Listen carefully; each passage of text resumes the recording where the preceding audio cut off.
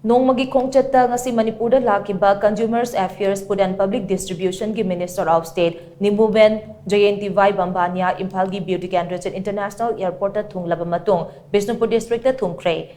Minister Nimuben Jayantibhai Bambhaniya na Imphalgi Beauty Candidate International Airport hek thunglabaga mafam aduda Manipur lenga ki CAF and PD Minister El Susindro amade Department asigi makok thongpa official kayana mahakpu taramna okay. Mafam adudagi loktak pat tamna chatuna Manipurgi Governor Galoinana Jacqueline ama chaminagani.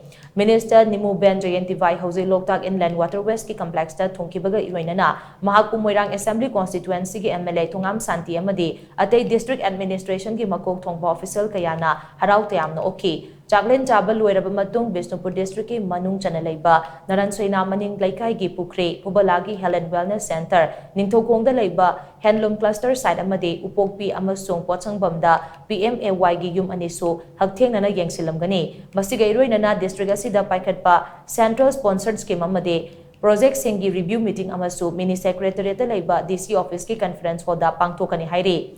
Minister Nimuben Jayantibhai Bambhaniya na Bishnupur District gi laklaba matung ngasi numidang wairam Chief Minister Nongthombam Biranga unagani hairi.